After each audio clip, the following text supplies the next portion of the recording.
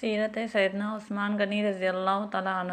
اعزازات: حضرت عثمان رضی اللہ تعالیٰ عنہ کو یہ اعزاز حاصل ہے کہ یک کے بعد دیگر حضور صلی اللہ علیہ وسلم کی دو بیٹیاں آپ کے نکاح میں آئیں۔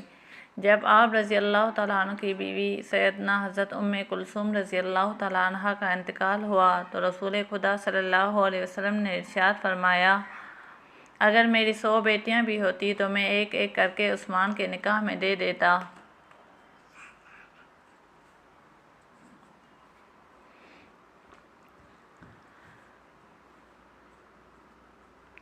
حضرت نبی کریم صلی اللہ علیہ وسلم نے فرمایا، لِكُلِّ نَبِيٍّ رَفِيقٌ وَرَفِيقِ فِي الْجَنَّةِ عثمان۔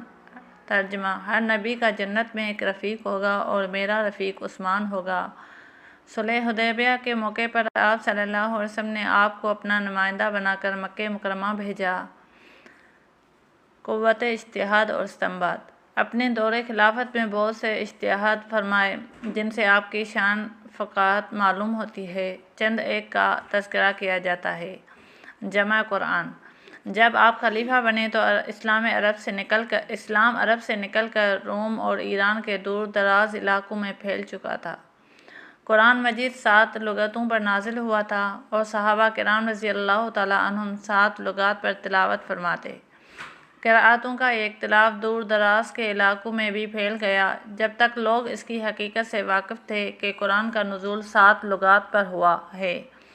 اس وقت تک اختلاف سے کوئی خرابی پیدا نہیں ہوئی تھی، لیکن جب یہ اختلاف ان دور دراز کے ممالک میں پہنچا جن میں یہ بات پوری طرح سے مشہور نہیں ہوئی تھی کہ قرآن 7 لغات پر نازل ہوا ہے، تو اس وقت جھگڑے پیدا ہونے لگے۔ بعض لوگ اپنی قرأت کو صحیح اور دوسری کو غلط کہنے لگے تو اس وقت حضرت عثمان رضی اللہ تعالیٰ عنہ نے امت کو لغت قریش پر جمع کیا اور یہ آپ کے اجتہادی شان کا عظیم کارنامہ ہے۔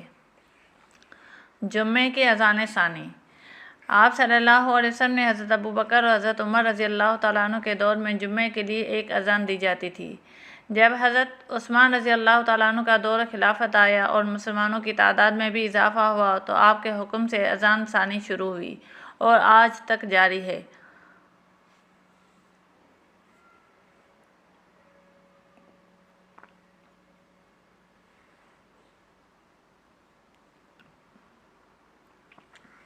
حضرت سعید بن یزید رضی اللہ تعالیٰ عنہ اس اذان کے متعلق فرماتے ہیں، فَثَبَتَ الْأَمْرُ عَلَى ذَلِكَ، یعنی اذان کا یہ طریقہ مستقل طور پر رائج ہو گیا۔ دیت کی ادائیگی میں مال دینا: آپ صلی اللہ علیہ وسلم اور حضرت ابوبکر حضرت عمر رضی اللہ تعالیٰ عنہ کے عہد سے دیت میں اونٹ لینے کا طریقہ چلا آ رہا تھا۔ آپ رضی اللہ تعالیٰ عنہ نے دیت میں ان کی قیمت دینی بھی جائز قرار دی، کیونکہ یہاں اونٹوں میں سوائے مال کے اور کوئی جہت نہیں پائی جاتی تھی۔ قاضی قضات الامام ابو یوسف رحمہ اللہ نے بھی اپنے دور میں یہی فتویٰ دیا۔ امت کے متعلق آپ رضی اللہ تعالیٰ عنہ کا نقطہ نظر: آپ رضی اللہ تعالیٰ عنہ کا نظریہ یہ تھا کہ مسلمانوں کو قرآن اور سنت کے نام پر آزاد نہیں رہنا چاہیے بلکہ اپنے اسلاف کی پیروی کرنی چاہیے۔ اسی وجہ سے جب آپ خلیفہ مقرر ہوئے تو حضرت عبدالرحمن بن عوف رضی اللہ تعالیٰ عنہ نے آپ رضی اللہ تعالیٰ عنہ سے عہد لیا کہ آپ رضی اللہ تعالیٰ عنہ شیخین کریمین رضی اللہ عنہما کی سیرت پر چلیں گے۔ آپ رضی اللہ تعالیٰ عنہ نے اس کو قبول کر لیا۔ آپ رضی اللہ تعالیٰ عنہ مجتہد ہونے کے باوجود حضرت ابوبکر حضرت عمر رضی اللہ تعالیٰ عنہ کی پیروی کرتے تھے۔ مثلاً حضرت عمر رضی اللہ تعالیٰ عنہ کے دور مبارک میں پورا مہینہ 20 رکعت تراویح پڑھی جاتی تھی۔ آپ نے انہی کے اتباع میں اسی پر دوام فرمایا۔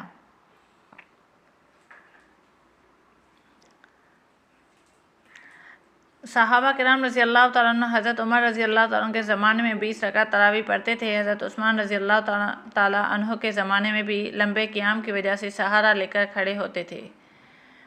آپ رضی اللہ تعالیٰ عنہ کا فرمان یہ تھا کہ مسلمانوں کو جب بھی عروج ملا ہے وہ اسلاف کے نقش قدم پر چلنے سے ملا ہے۔ آپ رضی اللہ تعالیٰ عنہ کا فرمان ہے،